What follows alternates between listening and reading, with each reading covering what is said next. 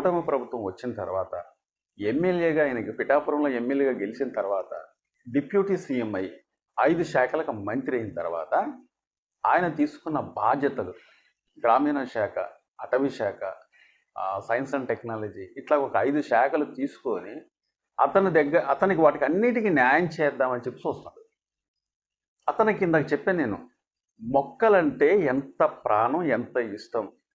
అతను ఉన్న కాడే కాకుండా ఆ రాష్ట్రంలో కూడా మొత్తం మొక్కలతోనే నిండిపోవాలి, వృక్షాలతోనే నిండిపోవాలి, ఆరోగ్యకరమైన మొక్కలు నాటాలి అన్న ఉద్దేశంతోనే ఈ నెల కేంద్ర ప్రభుత్వం నుంచి 15.4 కోట్ల రూపాయలు ఓన్లీ మొక్కల కోసం తీసుకొస్తుంది. అంత డబ్బు తీసుకొచ్చి, అంత డబ్బు అనేది కేంద్ర ప్రభుత్వం నుంచి తీసుకొచ్చిన తర్వాత